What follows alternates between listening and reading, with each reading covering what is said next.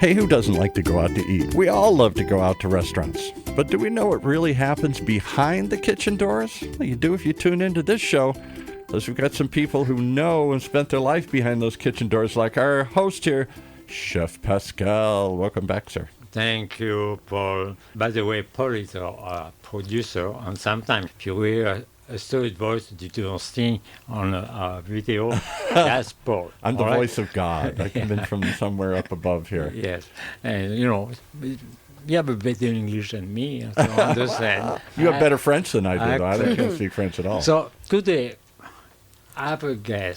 we have a guest that I met, should have bring her sooner, but it's not too late because she's always busy, very involved. And she wanted to hear a few shows, see if you did a good job or not. I wasn't sure if she wanted to come on. I am picky. I am a chef.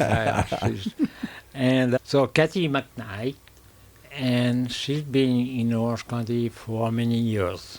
42. 42. Oh, my goodness. Yes. Well, and she's only 45. It's amazing. I know. It's amazing. But she's not just a chef. She's our nickname is the Chef Connector, and she connects chefs with also charity. She creates a lot of special events. She helped some program with Shock, and we were going to talk about one. Chalk, the big children's hospital, is that what you said here? Okay. Yes, Max Love is with Chalk. I have to interpret for Chef once in a while. Shocking. But, okay, all right. Before you came to Orange County, you were in Northern California. I won't ask you where, but you already were maybe in the countryside? I was raised in a little town called Grass Valley. Yeah. We owned a big quarter horse ranch. Oh, wow. And so we raised quarter horses and Arabian ranches. Oh. But we were surrounded by orchards and farmers and producers of meat, small farms. Yeah. So I was raised with a very large, we had a half-acre garden. And I used to sit in front of Julia Childs on PBS when I was like 7 years old and copy her recipes. And then I'd say to my mom and dad, I'm going to the garden to get stuff and I'm making dinner. So you were little Julie. Yeah, Julia I was Julia. a little Julia. But they used to make me turn the sound off because they didn't like her voice. So I would have it. Strange kind of voice that she had. Exactly. And my dad couldn't stand it. So I would turn it really low and get right in front of the TV and copy her recipes. And that actually, for you, for who you are now, that was a good start. So we can say thank you to Julia. Oh, she was my very first mentor. My grandfather, my Italian grandfather. Oh, because I would cook with him on Sundays after Mass in the kitchen. And he taught me how to bake bread and make sauce and marinate garlic and cheese and all the... I have to say, even though I'm a French chef, I love good Italian cuisine. And pastas. He taught me how to make my first pastas. Yeah. And the Italian are very picky, like you are, for what they use. They want to have the best tomato, the freshest herb, the best olive oil. His olive oil was green. So green. You don't see olive oil like that unless you're in Italy. Yeah. So. Wonderful. So you came here, already have a beautiful connection with natural, fresh products. Slow food movement in Northern California and further galvanized. Define what that is for those who don't know. Slow food originates from Italy. Yes. But is it still a program of slow food?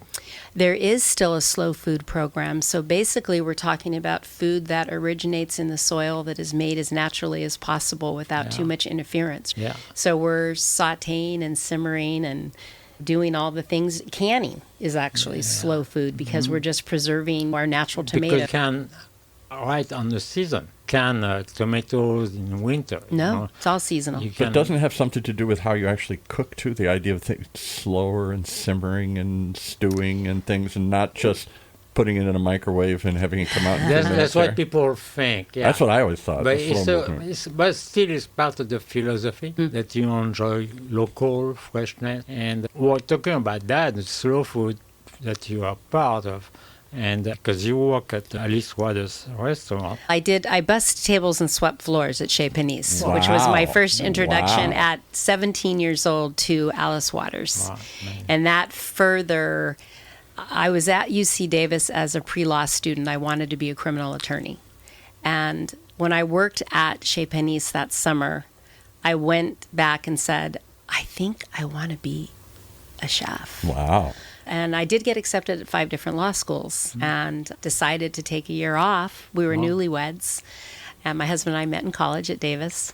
And I said, I just want to take a year off and cook. Good. And I had been taking some culinary classes at California Culinary Academy in San Francisco. And I started cooking, and I never looked back, and I never went to law school. And my dad didn't talk to me for almost 3 years, which was okay. I still continued to cook. Well, because you don't make a living right away. And I started small. I was basically cooking for friends. I started a company called What a Dish, which is still in Orange County. It's a small cafe. But it didn't actually become What a Dish till 1995 when I did a DBA and said, this is What a Dish. Was it in Irvine? No, it's in the harbor in Dana Point. Oh, okay. It's in the harbor in Dana Point. But I always embrace the principles of slow food and seasonal and small farm and small producers. And so am I wrong then? Slow food is not about how long it takes to make the food. It's just... It can be. But it can be also because you eat slower. Oh, and that's you eat a lot of opposite of philosophy. fast food. Yeah, exactly. And there's always some events in Italy that, take half a day to have a meal. Oh, my goodness. Everything is cooked fresh, almost in front of you. And there are dishes like that I've never made. I can't cook at all, but I've never even seen anybody make them that take hours and hours to prepare. Lots of dishes, traditional dishes in France and Italy and stuff. Even in Mexico or whatever, they cook the pig overnight or something. I never saw that. We went in, the food was done rather quickly, and we ate rather quickly.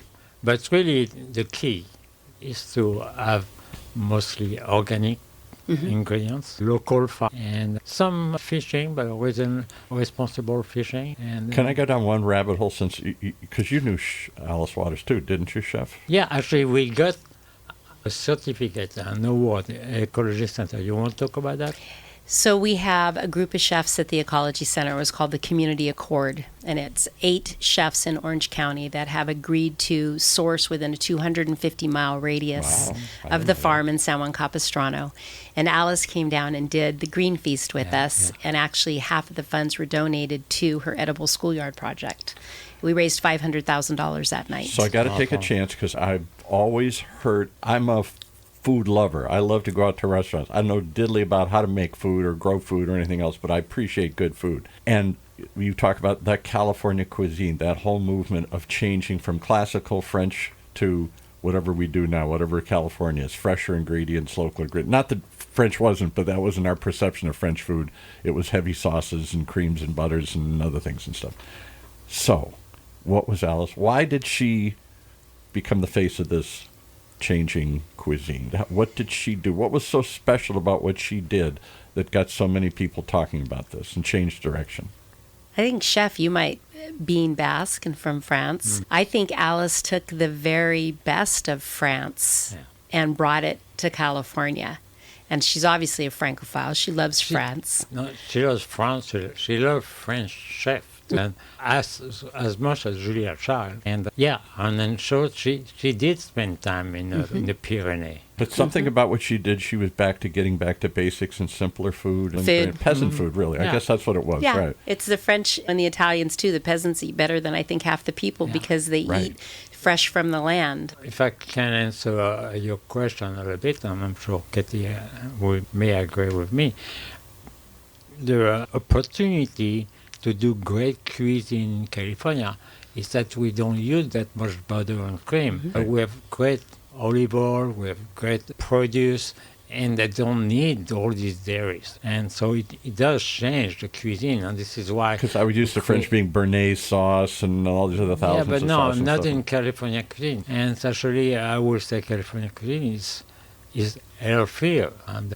we're going to talk about healthy cuisine later, too. That's my point. But you got to meet her. I don't know, is she still with us? Is she still with us? Yeah. She's still very active, and especially with the food movement and trying to change the way people eat, and especially with children in the schools. The Edible Schoolyard Project is just a shining light for how we should be feeding our children in the schools. And I'm working with Conscious Kitchen, which is another... what are you doing for that? To be able to, for years, when my kids were at school, I was appalled. I was feeling bad that they give them fried food, they eat with their fingers, and then... Is there any other way to eat French fries with your fingers? Yeah, come on, this is America. No, but everything was fried, and Yeah.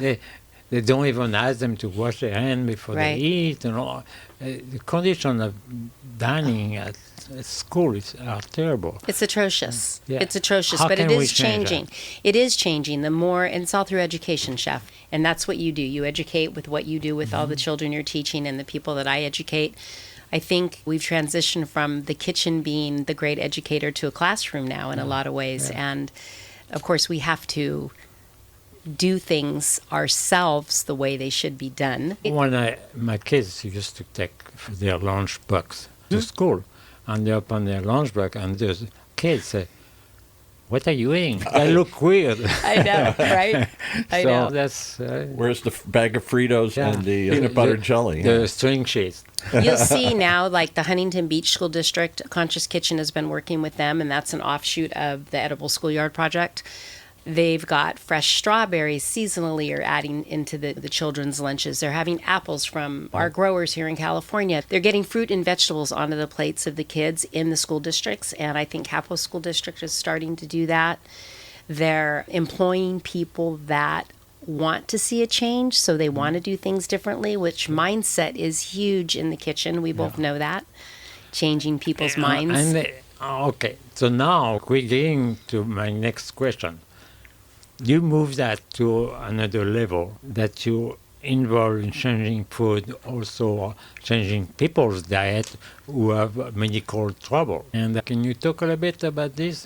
We've Yes. moved on to what, the Max Love Project now we're going to talk about here? Well, yeah, Some of that? And part of it is, but also there's more to that. There's so much to it because culinary medicine, obviously, whatever you put on your plate, that's what your body becomes. So if you're eating a fast food diet and flaming hot Cheetos and whatever, you're driving through everywhere, you're not feeding your body optimal fuel. One of the things I also do is I have a lot of high level athletes that I feed and get ready for like the NFL draft or things like that. And I tell them all the time, you're a Ferrari. You're not a broken down old Saab. But they need good fuel. So you need good fuel. And one of the things we introduce into their diets is bone broth. Which Bone is bone broth, Okay. and especially chicken bone broth, because my chickens are sourced from Primal Pastures, which is the only real pasture-raised chicken in the United States on a large scale. And they have none of the hormones or the antibiotics, and they Where eat can you get- outside all day. What? Sprouts carries them, Okay. but the best is direct ship. They direct ship right to your door, which is fabulous. we had somebody years ago on one of our shows talk about this fad called paleo diets. Eat like a caveman. Yes. Paleolithic. Yes. And they were so big on bone broth. Why is bone broth such a big deal? My great-grandmother used to make bone broth, and we would kind of hold our nose. That's why sometimes you start to have a little coughing. I or have one flu. today, yeah. I have bone broth. Okay. What Well, does the bone broth give collagen, you? Right. the collagen Yeah. is what's huge because it mends ligaments and it cushions ligaments. And there's so many amino acids we get in the bone broth that we don't get through regular food. Ours is infused with fresh ginger, turmeric, lemongrass, garlic. So we call it golden elixir because it's this gorgeous, it looks like Jell-O if it's done right. That's Yeah. the collagen.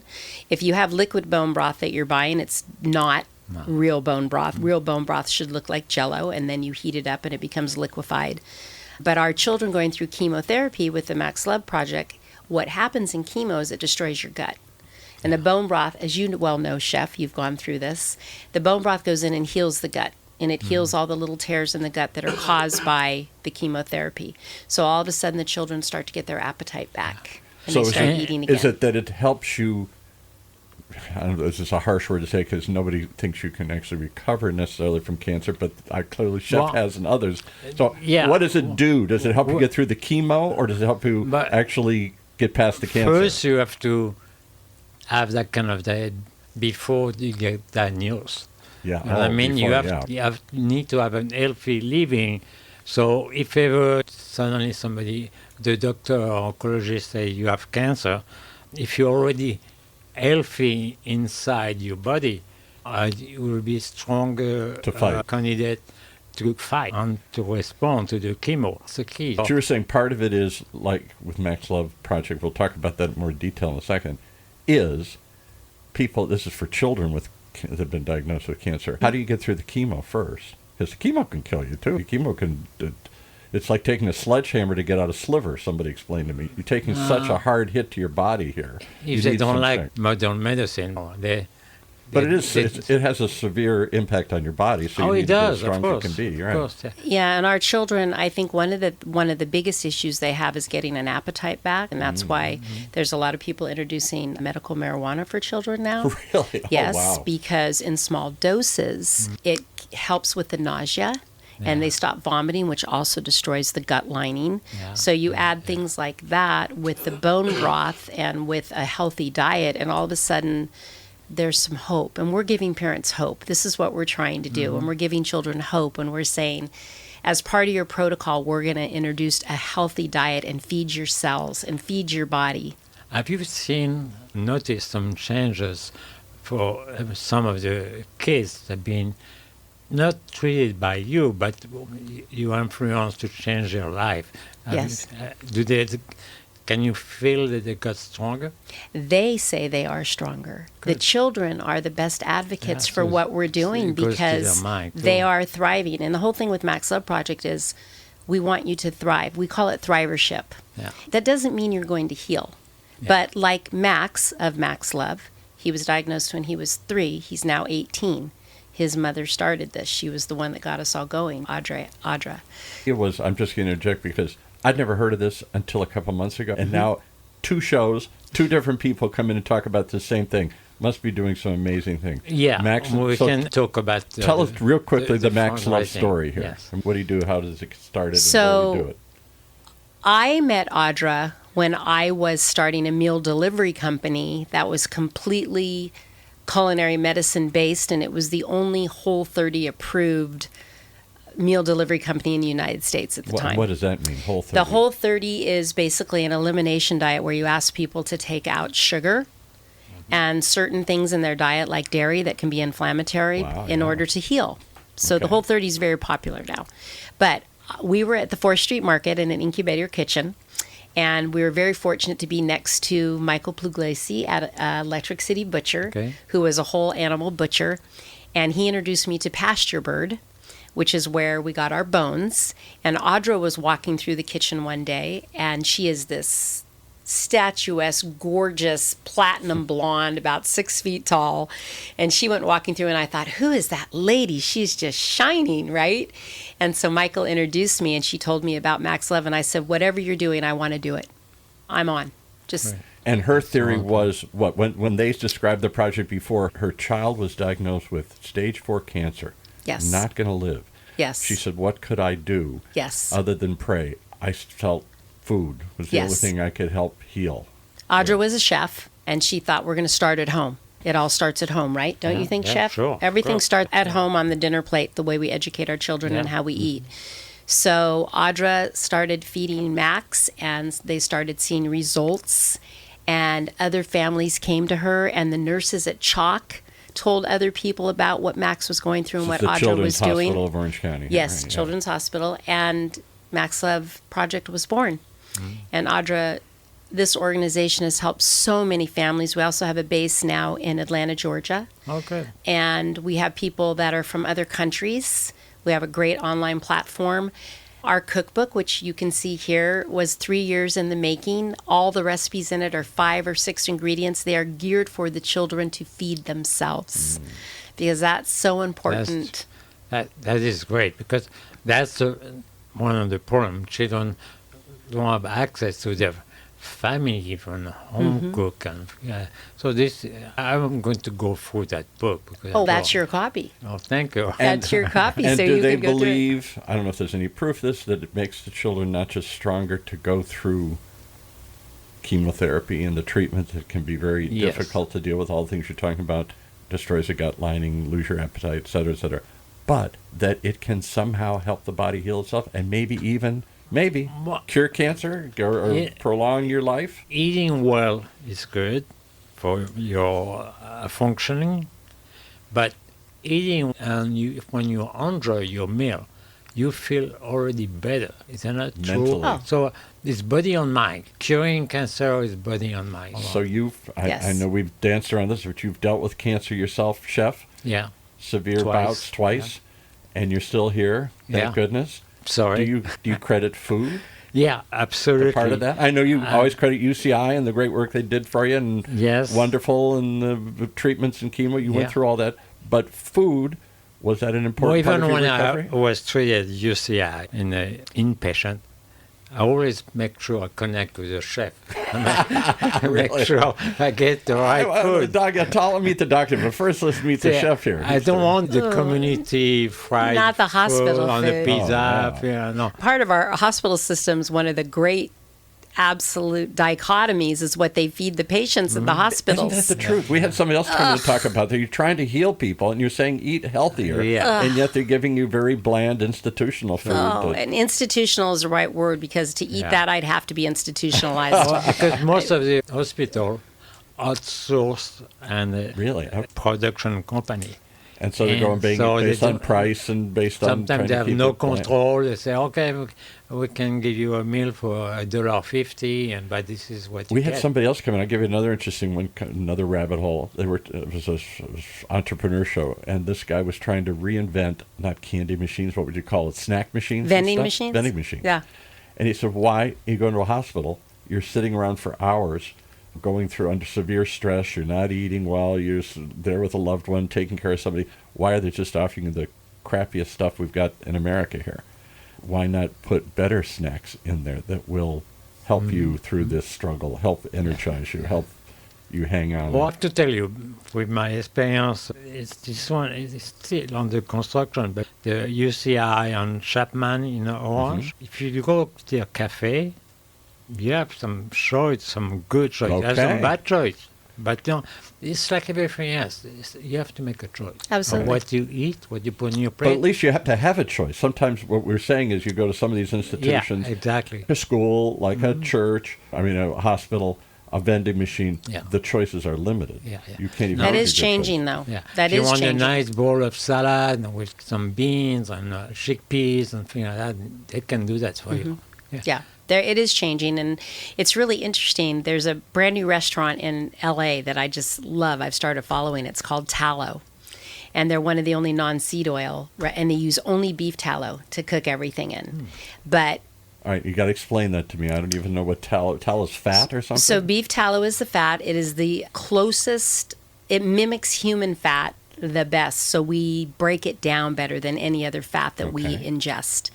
But what's interesting about it, Because I'll stop your saying, because we're all Yes. taught to think fat's bad. No fats, fat. you have to feed your brain good fats in order to heal from cancer. Yeah.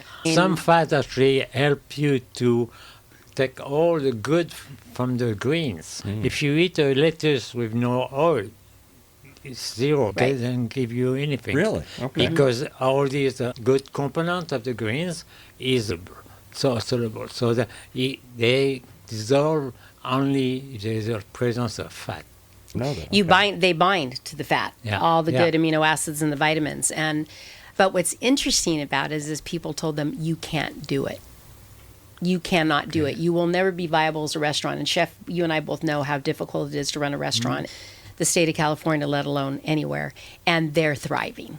They're doing so great. They're looking at opening another restaurant because people are lining up outside the door to eat And did healthy. they predict their demise because this was something different, or it was more expensive or hard to Both. get? Or Both. All right. More expensive, different, nothing like it. And also give you hope. Yeah, it's just different model than how most restaurants are run. Chef, the bottom line, especially corporate restaurants, it's all about food costs, labor costs. And then there's that whole group of us that don't care about food and labor costs because we want to put the best thing on the plate, and maybe we don't make money, but we're feeding people the way we think will cause them to enjoy life more. So talking about that, you still go to the business side of you. You still run a catering business? I do not. I have a company called Kitchen 415. Okay. 415. Oh, yeah, 415. And he was trying to wheedle out of you what that means. I said, save it for the show. Don't tell him beforehand. Okay. Why? We thought it was as area code. 4 feet by 14 feet. Yeah. So in the state of California, my husband's a retired 30-year Newport Beach police officer. Okay. And in the state of California, the California State Penal Code 415 is a disturbance of the peace. So my job is to disturb the food system and to turn it upside down and to wreak havoc and make noise. That's good trouble. Yes, it's good trouble. Can it's you get delicious arrested trouble. for that, though, in California? Possibly. All right. You could. Yeah. Some of the parties I yeah. throw. But I will tell you, Kitchen 415 is just, it's been a revelation to me how people want to change. They're tired of doing things the same way, especially my people that come to me that have, I work with a lot of people that have maybe allergies or intolerances. Everybody today. My wife, everybody Yes. I know has some food allergy. There's something going on, and they're like, how do I feel better? And I'm like, okay, we're going to start with food. What are you eating? And they're like, I only drink 8 cups of coffee in the morning, and then I don't eat until 2 o'clock in the afternoon. And then when I do, it's a great big sandwich or what. Quarter pounder with cheese. Or they're driving through and they're eating quickly. Yes, they're eating so always. quickly and they're ingesting everything. We're ingesting everything quickly because of social media and how media is done these days, and everybody's in a hurry. And then I think people got super isolated during COVID and they started eating maybe differently because a lot of people gained weight during COVID because they were eating at home and they weren't getting out and they weren't getting the exercise. So Kitchen 415 is about changing the way we perceive food, how we ingest food, and changing the food system. All right, so break those down for us. How do we perceive food? And I'll start the conversation by telling Chef, he never believes me. He can't imagine anybody lived like this. What? I grew up in suburban Midwest. We perceived food as an annoyance, just something you had to stop and do once in a while. It wasn't for fun. It wasn't for flavor. It wasn't about a family. It wasn't about helping mom cook. It was the birth of convenience cooking, microwaves, frozen food, canned food, and you just consumed it quickly because it didn't taste that good. But that started in the 50s Yeah, with well, that's me, the 50s. That's 60s, what yeah. happened. All of a sudden, they commercialized food. Right. Went out of the garden, into cans, into boxes, into frozen food. And it was because of the war. And they needed people to eat differently. And then it never got better. Now it's getting better. But we're talking about the U.S. The United States. Clearly, yeah. Totally in different Europe, than very Europe. different. Very Because in different. Europe, actually, it went the other way. People start to raise their own chicken, have their own vegetable garden, things like that. So it flipped Right. Here because that's probably the entrepreneurial side of it just took over. I and then remember when the developed more first fast food. supermarkets came. I think in Michigan it was Kroger's, I think, or whatever. But these places appeared, and I didn't know where food came from. I didn't know what it looked like in the wild. I only knew what it looked like in the can or in the package. And we're lucky in California, I think, that there's a greater awareness of where your food comes from, and it's getting better that way. And of course, one of my big hashtags on my Instagram is know where your food comes from, know your rancher, know your farmer, know where your food comes from. Grow your own. And yes, and even if it does come from the supermarket, there's a lot of choices in supermarkets sure, now more. that you can make, and you can choose organic if you can. Now, people say organic's so expensive. So is healthcare. Not that much more, yeah, exactly. Do you want to spend money on healthcare? Or do you want to spend money on food? Let's say, one example, if you buy one red bell pepper, Okay. compare the organic bell pepper and a regular bell pepper. You have twice the amount of meat and juice in the organic than the other one. And so that means there's something good for you. Oh. And even buying one chicken. You can get 3 meals out of a chicken because you get your chicken, you get 2 meals out of that, and then you have the bones for broth and soup. That's what I do. Sometimes, Yes. even sometimes, if I'm lazy, I like to go to Spot, I buy a rotisserie chicken. The pre-cook is very good, and they have a very responsible possibly raised chicken. And where do you go to get this? Spot. Where? Oh, Sprout. Sprouts. Okay, Yeah. Sprouts. They carry okay. Pasture Bird. They're one of the few stores. That and Jimbo's. And so it's an easy meal for me. I don't have to cook that night. But like you say, Chef can be lazy sometimes? I didn't know Yes. that. Okay. no, we just need a break. Okay. The first night, my wife and I, we eat the dark meat, leg and thigh. The next day, we will do something, sandwich or something like that, or with some pasta, we saute the white meat, the breast. But I make sure I save all the bones. That's right. The carcasses, the leg bone, everything, because the next step is to make a So chicken let me see if broth. I can tie some What of these. about the schmaltz?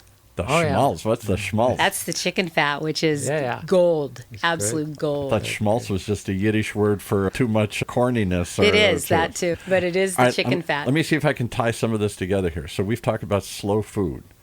This is slow food, not just consuming it and throwing it away quickly here, and then cooking the broth, which takes a while. You don't do this in 5 minutes. It's easy. It's easy, okay. It's a mix It of cooks itself. So it's few that. vegetables, celery, carrot, parsley. Sometimes if you have a couple of mushroom stems. But you've got to let it sit and simmer for hours on the No, stove, right? it's not for chicken.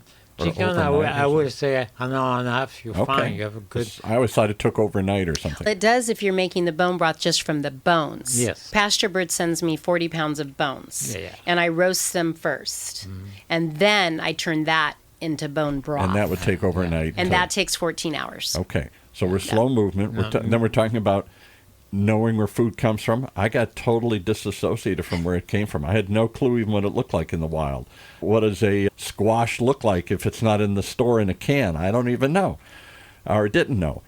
So isn't that part of what Alice Waters brought to the whole picture, to bring it back to that, the sourcing it, knowing again, what chef takes for granted today, I don't think restaurants always did or got away from in the 60s and 70s and whatnot. Yeah, I think she even went further than that.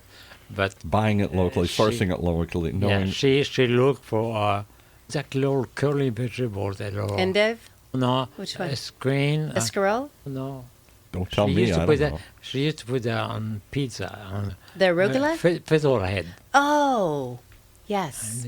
Fiddle? Yeah. Go ahead. And where do you eat Where that? do you find that? Ah, I know.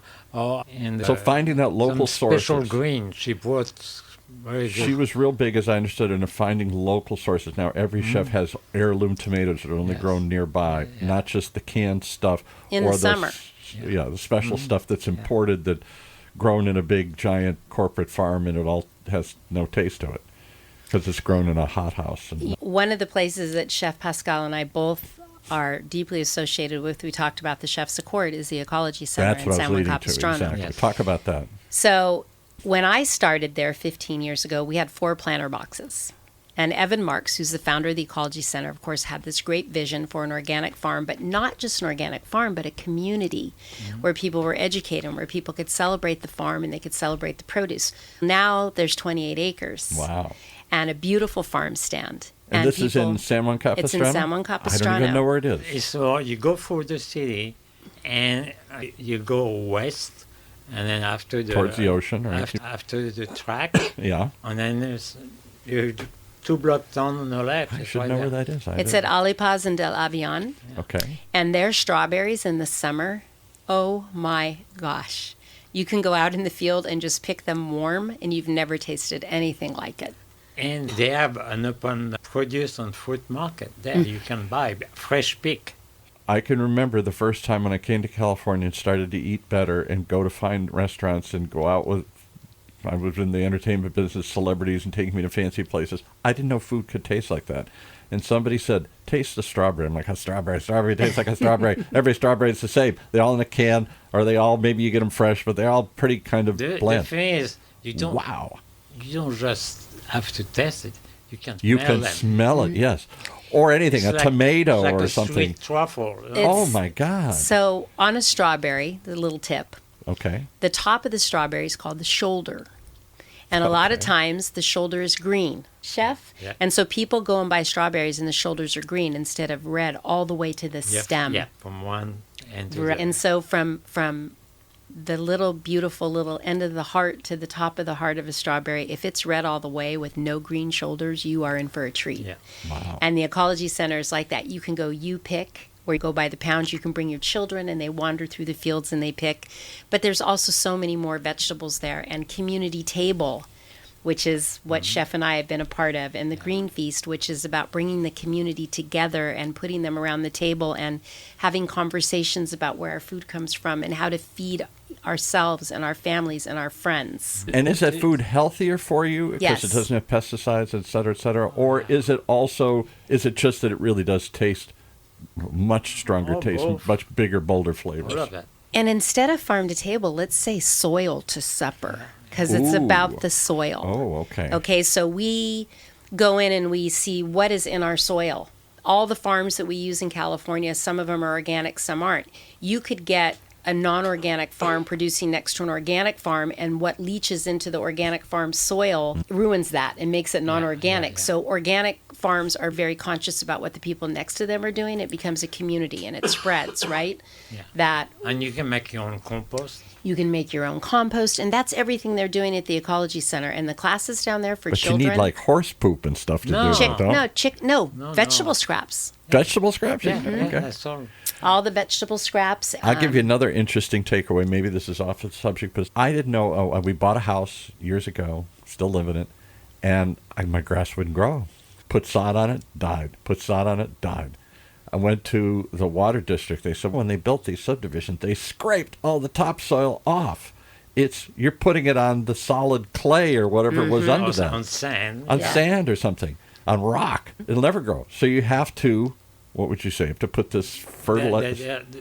I got to put something into amendments. it. Amendments, yeah, to break the soil down and to turn it into something you can grow on. Yeah. Compost, worms, And you put Worms more and things. compost Yeah. in between, yeah. Who does compost it? tea. Yeah. So we're trying to grow food, or well, maybe they're not growing food in my neighborhood, but they're trying to grow grass, trying to grow something in without any topsoil. Even your grind coffee beans are good for compost. Real? Okay. So funny, my husband, we live out in Coto de Casa, and of course a lot of the people have lawns, but my husband, who has a great green thumb, our whole front yard is California natives.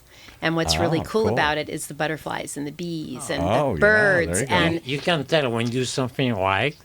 You have the birds, all the butterflies, and all the Salamanders, or not but the little lizards. the and all lizard. And then, of course, that brings the owls and the crows. But Right. I have a front courtyard, and he put in a potager for me. So I have 37 herbs in my front courtyard that are all around a fountain. And in the morning, the birds... Can you write down your address? Yes, I can. We're coming to But your house. It's the best because I just go outside and pick lemon So now you gave me balm or- 10 different reasons, not just that I'm going to eat better, and it's going to taste better, and it's going to be healthier for me because Right. I'm growing it or I'm Right. sourcing it locally, but it's going to feed the birds and the worms and the bugs and the You know, lizards and it's all the an other stuff. ecosystem. You can create your Absolutely. own ecosystem. And now I'm happy and I'm smiling more and everybody's There's cheering. joy. Yeah. There's joy. And unfortunately, it's very hard here to give a home to the bees. They say bees are because collapsing everywhere. Beehives are collapsing because all over the it's true. country. Yeah, it's true. Neighbors complain. Wipe them out. If you have a beehive in your backyard, They see a bee in my and neighborhood, they say, people "Oh, freak. no, yeah, Yeah, there's a terrible." bee in the backyard. Well, Get they rid of can't it. eat without bees. Yeah. So you don't have bees, you don't eat. So there, protect the bees, okay? But am I wrong? Every time somebody with little kids, they see a bee and immediately shoo it away, kill it, get rid of it. I think that's changing a little bit. I think there's education on that. And there's a lot of bees down at the farm at the Ecology Center. And I had a group of kids there a couple weeks ago, and there was bees everywhere. And the kids were like, bees. And I said, just let them land quietly. Yeah. And we took a deep breath, and a couple bees landed on the kids and then flew away. And they were like, Don't scare them because if you're scared, Then they'll if you sting scare you. them, Then they'll they'll come sting you. back. Yeah. That's a Yeah, the bee cool, doesn't you know. want to sting you, it No. dies. They rally everybody. I know. The bee wants a flower. That's all it wants. It wants the pollen, and if you ever see a bee that's loaded with pollen try to fly off of something, and they're like So this is, I have to say also, the Ecology Center is open for lecture. We got to get you to lean into the mic. You're leaning away You from can it. visit the Ecology And Center learn. and learn. Even when at Saddleback College, sometimes we do a tour, and because it's very important that cooks and chef knows what's going on, because that's probably the only place. But what about Tanaka Farm? Tanaka's wonderful. We work with Tanaka hand in hand at Max Love Project. They have been so generous with their property and with letting us hold our fundraisers there. And we actually do a walk for cancer in September for our kids there. And about 300 or 400 families come. But Glenn Tanaka's amazing. 20 chefs. Oh, so the dinner we did, the chef's friendship dinner last year, we actually had our whole chef's accord. You couldn't quite make it. I think you were still possibly recovering. Yeah. But we had 10 chefs there, and what a dinner. Oh my gosh, what a dinner. We fed 200 people right on the top of the farm, and people got to, at Tanaka, what's cool is you drive in the wagon through the whole farm and you see everything growing. Not everything Glenn does is organic, but he farms with intention in the best way possible. There are some things they do have good strawberries. They have great strawberries, and he grows them vertically, which is really interesting instead of in the ground. He grows them vertically? Yeah. We had somebody come and talk about this idea of farming in urban areas. Yeah. And going up instead of going out, so you don't need as much space. And there's hydroponic farmers in Huntington Beach. Yeah, you can control the hydration. Exactly, that's what they said, And the pests. And the pests that are on the ground, right? Yeah. But so, Tanaka Farms is wonderful. And South Coast Farms is wonderful. They're out on Ortega Highway now. And I was going to say, are there others doing this? Because yes. I don't want to slam the Sagerstroms. They've done great things in the county here. But they were one time lima bean farmers? Am I right about that? Still grow some. Do they still grow? They still do. And actually, Jennifer and Anton Segerstrom are huge benefactors of the Ecology Center. So there you go. And wonderful people. Dinner events at the Ecology Center, they're right there. They're always there. Yes. They're coming to Friendsgiving on the 22nd. I'm excited to see them again. So we come from this agricultural background that quickly got plowed under or turned into development to shopping centers and malls and subdivisions and whatnot here. And that's the face of Orange County today, which is the kind of suburban neighborhoods I grew up in the Midwest where we were removed from the food. We were removed from the soil. There was no soil. We didn't see the soil or the farmers or knew where it came from. It just arrived somewhere, probably from some giant corporation that brought this to us. Not that means it's bad, but they're doing it in a way that's not there to enhance the flavor and quality, and they're doing it based on cost and mass production. But things didn't change that much. But it's up to you. If you Clearly. really want to make the right choice, that you have possibilities. And now you have reasonable farming, and you can Google, find what's the best locally grown or organic farm, local farm. If you choose to take the effort to go find it. What do you say to my son-in-law and my grandchildren and people like that say, why bother? It's so much easier. Just get Uber Eats to bring you fast food. And be surprised. Because they got a busy life, a busy day. More of them are becoming vegan. That's my wife, yeah. My wife's a vegan. Don't get me started on that. Yeah. Good or bad, I don't know. But I have a different opinion on not eating wholly from what the planet offers. But I think part of it was just a resistance to chemicals and to corporate farming and to all of that. Although most vegan food is farmed chemically. Is it really? Okay. Yeah, and it's very highly processed. And I think they'd be shocked to hear that, most of them. Not... And part of it is, yes, not to hurt animals. I get that. Right. There is that huge segment also. Yeah, but you're right, because there's a lot of soy and stuff like Tons that. of soy, It's not that great. Yeah. But really, the key is when you eat well, if you stay away from sugar. Oh, sugar. And don't get me started on sugar. Which feeds cancer. It is, totally. I'm glad you said it. We do a show on cancer with a survivor of pancreatic cancer. And she said, I can't prove it. But the first thing the doctor made me do is cut out sugar. She drank Dr. Pepper by the caseload. Oh, mama. And she's lived for 19 years with pancreatic cancer, 20 years. So a rare survivor of pancreatic cancer, only 14% survival rate. Small. So she says, I can't prove that's a part of it, but that's what they made me do, and I'm still here. And she had a couple doctors come on, and different people, and say, there is no scientific proof it feeds it, but we generally think it does. It definitely helps. It causes inflammation. Inflammation causes cancer. Cancer may actually feed off of sugar and grow bigger and better and whatnot. A lot of people look at it, and yet look at everything we eat as filled with sugar. Especially the processed food. Absolutely. Not what you cook at home. There's a company called Primal Kitchen, which was started by Mark Sisson, and Primal Kitchen's goal has been to take sugar out of ketchup, mustard, mayonnaise, just all the sauces that people use every day. They don't realize how much sugar, like regular ketchup, like a Del Monte ketchup, is 70% sugar and corn syrup. If you have Primal Kitchen ketchup, which still tastes absolutely delicious, there's no sugar in it whatsoever. But because of the quality of the food, the way it's made, you don't miss the sugar. So there's so many ways now to overcome the sugar habit, which of course is more addictive than heroin. Yeah. And I'm addicted to it. I love sugar. Yeah. I'll eat cookies all day long if you let me. Yeah. okay, we're not going to let you start eating from here on out. But like, for instance, in the Max Love cookbook, we have sweets in there. None of them are made with sugar. Oh, They're come made on. with maple syrup. They're made with agave. They're made with dates.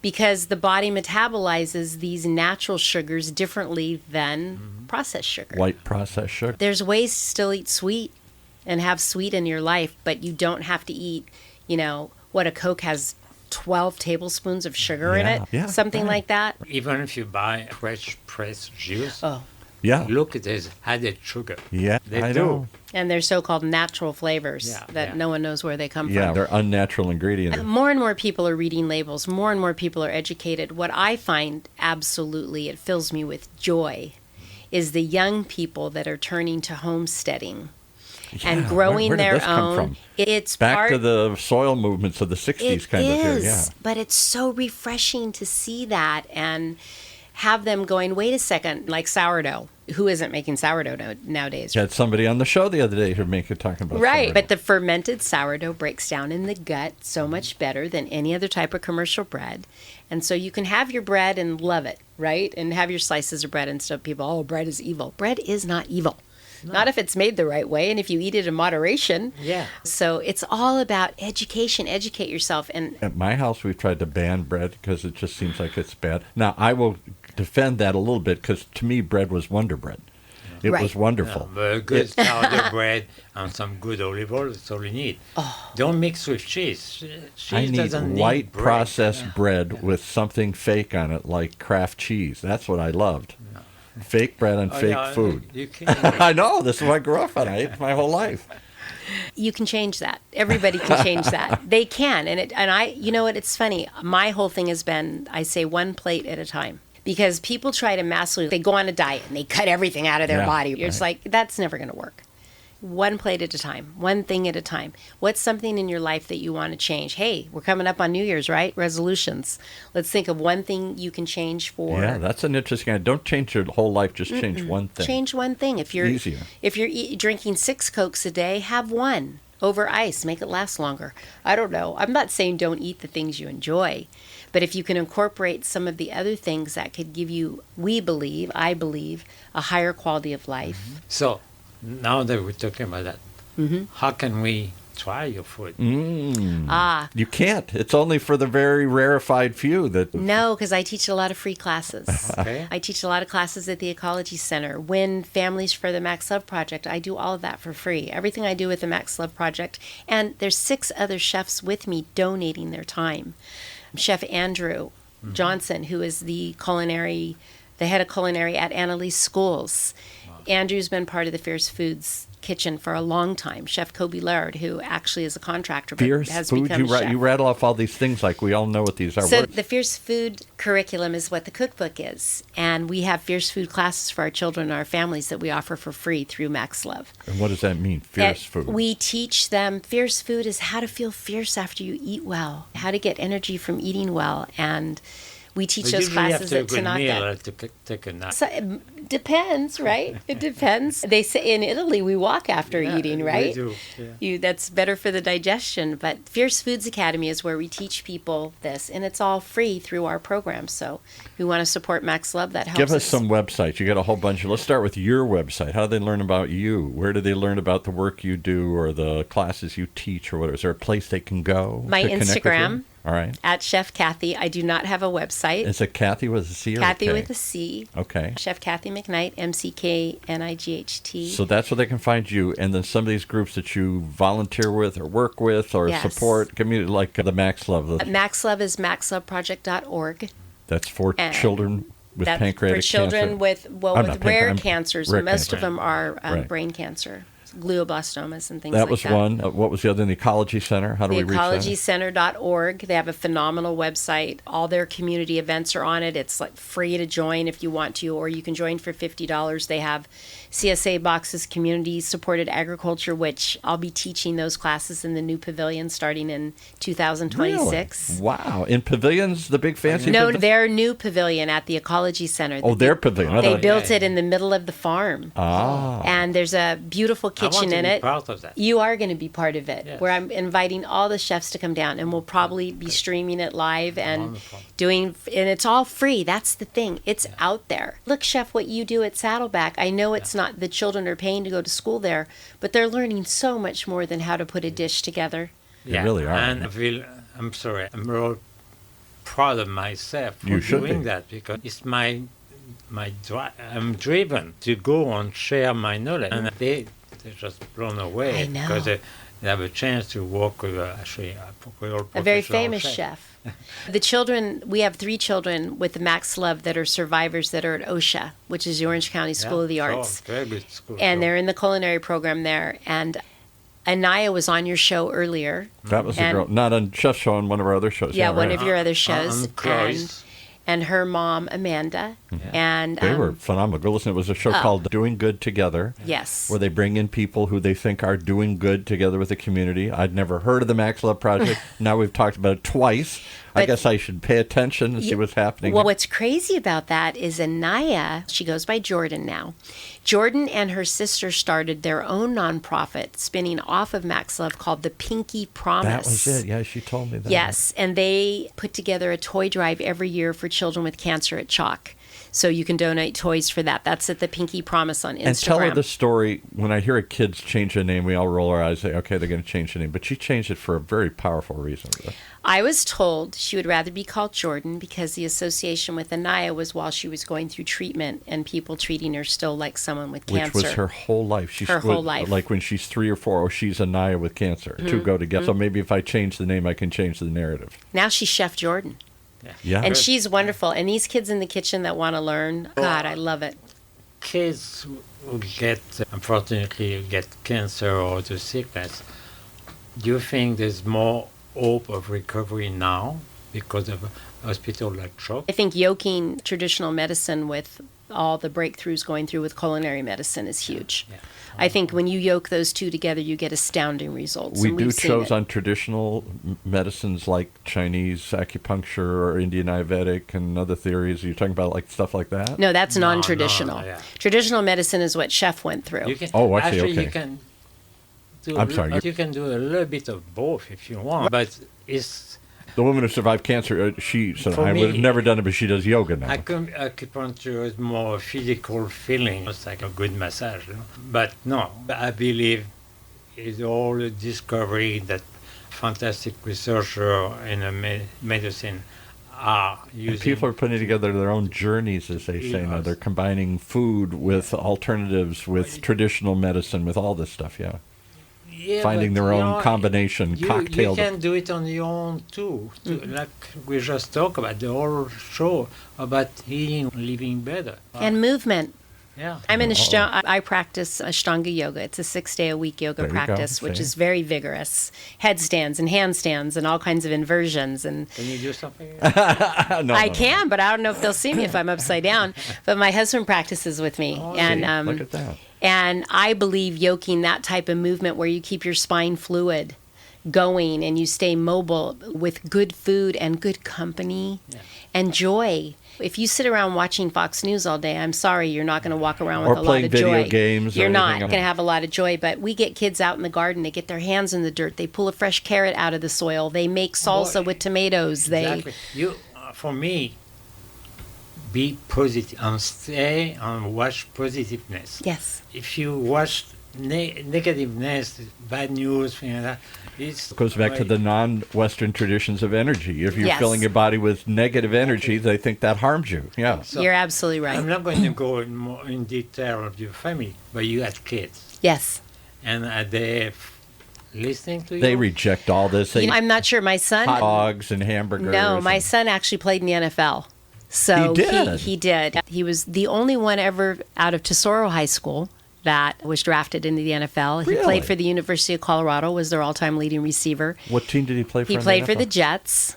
Forgive him for that. But He okay. did, but I know a lot of people, they can make Jet jokes. But Scotty saw a huge change when he was eating the right way, and that was something that was really big in our household. My daughter is a phenomenal cook. She feeds my 2 grandsons So you want to drink beautifully. any Gatorade? Pardon me? Want to eat Gatorade?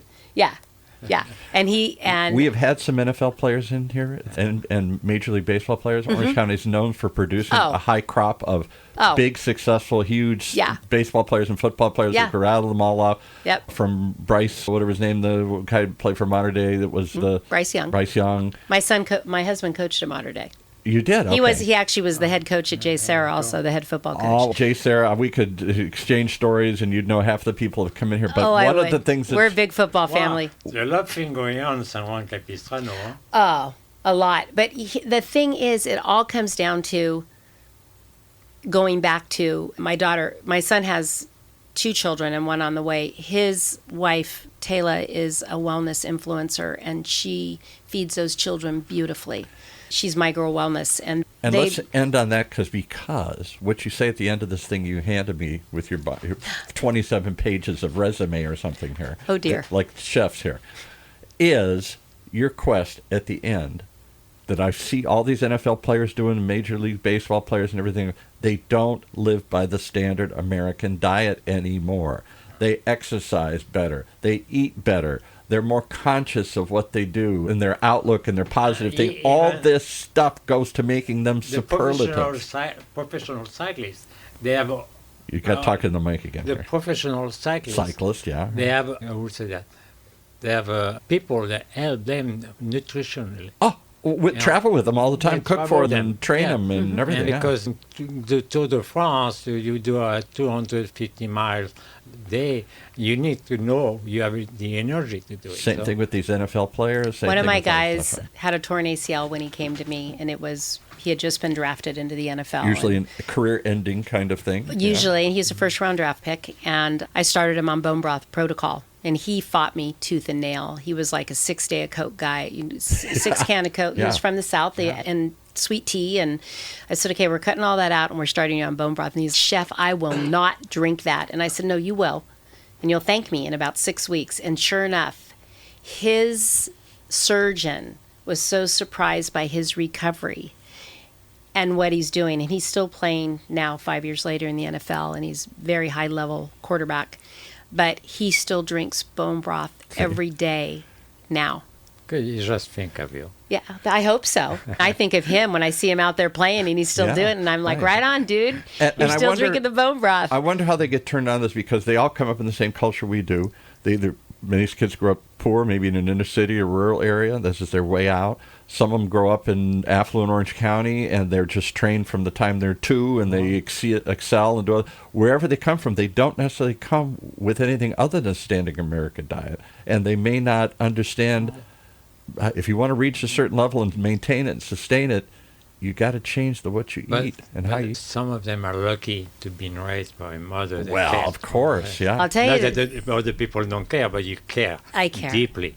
Yeah, I care deeply. And one of the things I see in Orange County that is alarming to me is what we call redlining. And it's these young athletes that are doing way too many sports and they're training way too hard and That's they're injuring their ACLs and whatever other joint is trying to grow and it's being overused. And my grandson Jack goes to a school called the Togethership, which is a school. Togethership? It's Okay. the school for athletes in South Orange County. Never heard and of it. Chef Patty Glennon and myself yeah. have been teaching nutrition seminars there for the kids and introducing bison from Tangent Draw Ranch in Montana and Nobody showing eats them bison, they a buffalo. do. And we did a riff on In-N-Out burgers where we used Primal Kitchen's In-N-Out sauce with no sugar, and they had bison burgers, and they were like, oh my gosh. And so now all their moms are ordering Sounds bison, good. direct shipping it to their doors from Tangent Draw. And But we are, not to go down another rabbit hole, we are burning these kids out. My daughter went through high school at Tesoro, basketball. Yep. And they didn't want him to do anything but play basketball 24/7, 12 months a year. And it's like, some people said, you got to have some different athletics. You got to let different parts of your body grow. You can't just keep using the same muscle over and over and over again without blowing it out, burning it out. So that brings to my next comment. If you really want to eat well, you don't always find it in the supermarket, even the high-end one. Go online. Yep. Go Go online. something Yeah. reasonable But farming. you got to get off the couch and go look. And so many Oh, no, today, right from your phone, man. I You know. can Yeah. DM me on my Instagram, and I'll Okay. tell you every farm There you that go. there There is. you go. That's what we need because we're a lazy society here. It just haven't brought to me here. You know, at home now we eat only wild fish that come from an Alaska company. I eat meat from, I think, some Idaho. There's a whole range there. And so, I wish yeah. you would bring more of these purveyors in and talk about all of Well, you guys together. You don't. Could you buy online? But there are other sources that Yeah. must be locally that we Yeah. could be supporting, and I don't even know they exist. I have a really good one for you. Okay, last one. I have a lobster guy. A lobster guy in Orange yeah, County? that Okay. that Chef Patty introduced me to, and his name is Josh, and he's Laguna Lobster Company on Instagram. And you can go down to the harbor and get fresh, spiny lobsters when What? they're in season, What? right out of the water, and Are they in stone season right crabs. now? They're in season right now. Yeah. They came in season Let's October go. 1st. It's like October, November, I thought. Yeah, And right. I got 2 5-pound spiny lobsters last No weekend. way. Wow. And But there's no claws on the one. there's no claws, but there's so much meat in the body and the tail. And then I took all the shells and I made fish fumet. Oh. I made a fumet. Yeah. And I'm saving that for I lobster don't even. bisque. Lobster bisque. I don't For- even know what a flume is. It's the broth. Yes, the broth. It's Okay. a lot- Clarified but fish you broth. use that only with the shell on the bone. Yes.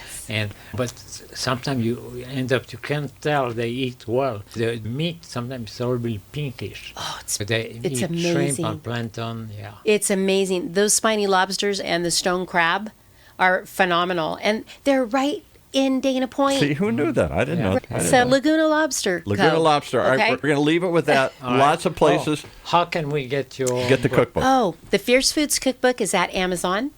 And all of the money, every penny of it, goes towards the Fierce Food programs with the Max Love Project. And of course, I'd love for you to visit us at the farm at the Ecology Center. And We got to do that because Yeah, I've heard you too have much to. about this. Now I'm surprised I didn't know about it. you have to. And Chef, Okay. we're going to do some stuff down there together okay. in 2026 because Evan Marks has great vision. There is now a Peace Dome there for yoga classes. There A peace stone?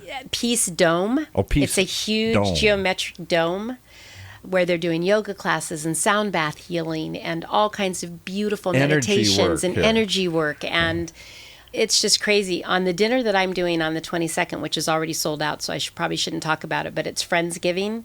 And we have winemakers from Paso Robles coming down to join Wow. us for dinner from their organic wine Yeah, vineyards. They do dry farming too. Yeah, they're doing dry farming, regenerative farming, Yeah. and I don't even know what all that is, and I'm not even going to ask you more. it's part of the slow food movement Yeah. that we All right. talked about at the beginning. It's an offshoot. And just so you know, we cook everything there over open fire. Yeah. And so we really get down to basics. Everything is off the farm over open fire. So it's No it's, microwaves or induction cooking? You know what? I'm going to put a microwave over your head if you bring that up What? again. No. But Chef's saying that now they have induction cooking at the Oh, it's Saddleback. cool, right? That's Yeah, cool for and them, they because have to learn how to that's use a when you commercial move kitchen. With the time. Yeah. Right. But we did one special dinner one time, and we begged the Ecology Center to have a 2 burners stove. You beg them just to get Yeah. a little No, burner we stove. just need one Bunsen burner. Please. What? But when I do the turkey stock for the gravy, it's a huge stock pot, and everything that goes in, all the scraps from the vegetables that go into all the courses and into making the stuffing, that goes in the stock pot, and that simmers the whole time till I get ready to make the stuffing and the gravy. Over live flame? Over live flame. Oh, this is great. Another world. It's another era. You got to come see it and join a community dinner because if you haven't done it, it's a once in a lifetime. If we were native, Yeah. they had no choice. No, it's our indigenous culture Yes. is San Juan Capistrano. Yeah. The indigenous Indians, they are growing corn on the property at the Ecology Center that was grown in California for hundreds Stop. of years. Come on. I can't And they believe grind You're it. overwhelming me. And You're they grind overwhelming me. it, and we make polenta from it, and we make our cornbread's made from that, and our tortillas. How do they get you one last time, and then we're going to go? You can reach me at Chef Cathy with a C on Instagram. That's the best way to reach me by direct message. Let's do it. Chef, Okay. take us out. That's it. Thank you. Thank you so much, Chef, for having me today. My pleasure. Wow, a lot to swallow there, as they say, but worth the effort. A lot of tasty tidbits as we talk about what happens behind the kitchen doors. right here in Orange County's only community radio station, OC Talk Radio, streaming live from our studios here at the University of California, Irvine's Beale Applied Innovation Center.